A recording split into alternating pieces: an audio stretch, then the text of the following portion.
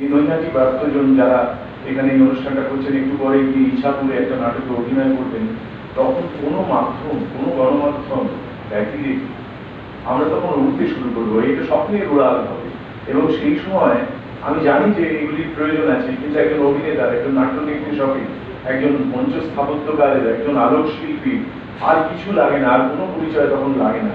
তখন রাখে সামনে সারি সারি মাথা, অন্ধকারে যাদের দেখা যাচ্ছে না, অথচ যাদের উপস্থিতি টের পাওয়া যাচ্ছে, সেই সমস্ত মানুষগুলির জন্য তখন আমাদের একটা অদ্ভুত ভেতরে একটা একটা অনুভূতির ক্ষরণ হয়, একটা আবেগের, একটা উত্তেজনার, একটা স্বপ্নের। সেটা তো কারোর সঙ্গে ভাগ করা যায় না, একমাত্র ওই প্রেক্ষাগৃহের মধ্যে যারা এসে পৌঁছলেন তাদের সঙ্গে ভাগ করে নেওয়া যায়। এবং এটা কোনো ওই 6 ইঞ্চি 8 ইঞ্চি যন্ত্র যেগুলো পকেটে আমাদের আছে, যা সব পারে, সে কিন্তু থিয়েটারকে ধরতে পারে না। তার ক্ষমতা নেই, তার বাপের ক্ষমতা নেই কোনোদিন থিয়েটারকে ধরতে পারে।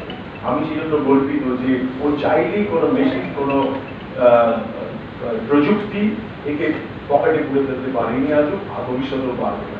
এই জন্য খাটনি করতে হয়, সেই জন্য হলে পৌঁছতে হয়, সেই জন্য গিয়ে দাঁড়াতে হয়, সেই জন্য জীবন্ত মানুষ হয়ে সেই প্রক্রিয়াতে অংশগ্রহণ করতে হয়, সেই জন্য মোবাইল বন্ধ রাখতে হয়, সেই জন্য বাইরের পৃথিবীর সঙ্গে যোগাযোগ ছিন্ন করতে হয়।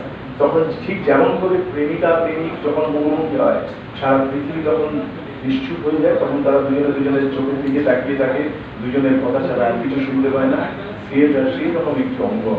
তাই আমি আবারও বলছি, এই থিয়েটার আমার কোনো মাধ্যমের সঙ্গে কোনো বিরোধ নেই, আমি সব মাধ্যমে কাজ করি, কিন্তু যেহেতু থিয়েটার নিয়ে আজকে কথা হচ্ছে, তাই আমি আপনাদের এই অনুরোধটা করছি। এটা কিন্তু খুব দায়িত্ববান একটা জায়গা।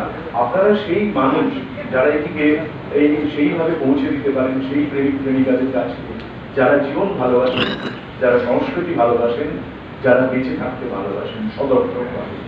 তো নৈহাটি প্রাপ্তজন কাজ শুরু করেছিল আজ এক দশক হয়ে গেল।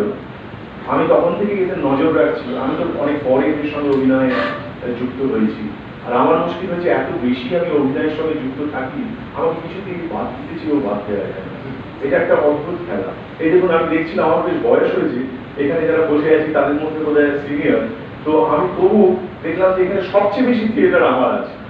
আর আমি 6টি নাটকে অভিনয় করবো। এই নির্দেশক 4টি নাটকে নির্দেশন করবেন। এই যে অভিনেতা, এখন খুব নাম করেছেন অভিনেত্রী হিসেবে, পার্থ ভৌমিক, তিনিও বোধহয় 5টি নাটকে করবেন। কিন্তু আমি দেখলাম আবার আমি জিতে গেছি, জিততে না।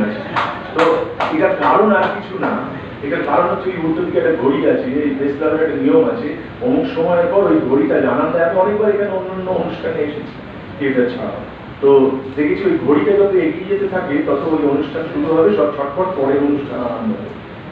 ঠিক সময়ে এসে এই যে একটা থিয়েটার শুরু হয় এবং ঠিক সময়ে সেটা শেষ হয়, তার জন্য অনেক আগে আমাদের আসতে হয় আর অনেক পরে আমাদের বাড়ি পৌঁছতে হয়।